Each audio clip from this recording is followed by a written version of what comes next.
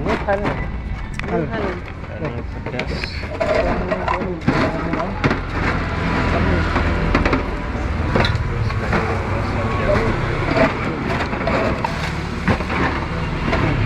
Ini adhal tu mana? Hal deh. Cakap ni. Ini hal. Ini hal. Ini adhal. Dok kena tu. Dah.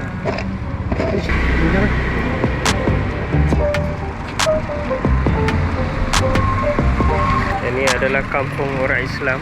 So kat sini ada jual etok tapi nak dekat asar dah. So nak dekat habis dah.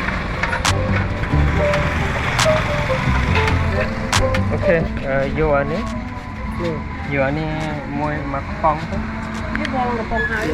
Makpong hai. Mana mudah? Mana ha ni cuma ni muai nak hal je. Hai tu kena ya? Hal ni. Ya ni mudah dah. Ini cengang dua ni. Kau betul. Yang you ni muai ni muai.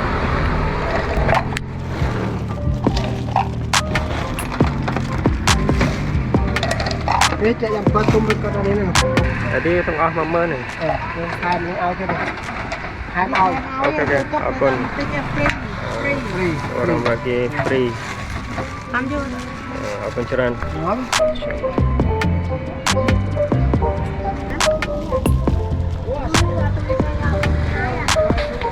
Jadi sekarang ni musim durian dan musim etok. Okey.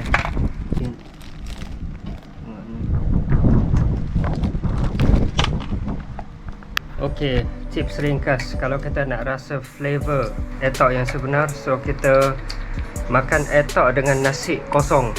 Kalau nak lagi sedap, nasi kosong dan sejuk. Itu cara yang orang Kemuja makan etok. Ambil nasi sikit letak kat sini. Dibagi air asam jawa juga untuk cicah dengan etok ni. Tapi sebenarnya makan etok saja pun dah sedap dah. Saya tak suka.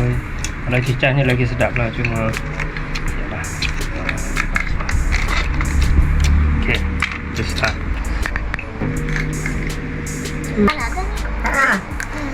Lepas tu nasi putih. Dah mau kata, sedap tak? Sudah. Etok ni kecil je, tapi isi dia penuh.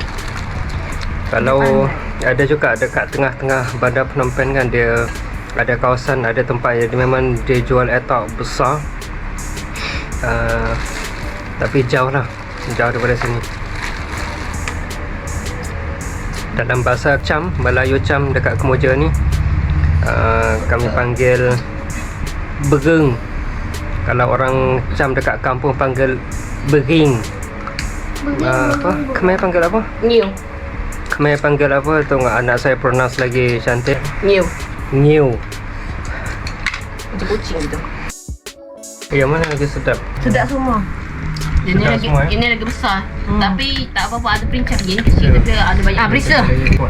Ini tak apa lengkuas dia. Perisa lengkuas. Lengkuas.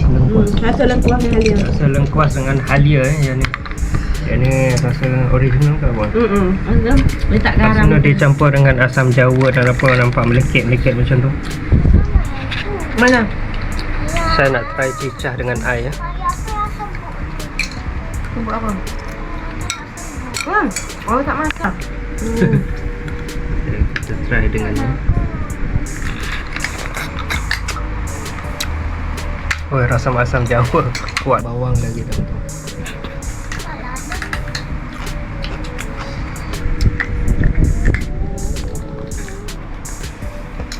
Ini sedap. Sebenarnya kami semua dah siap makan dah tengah hari lauk lain.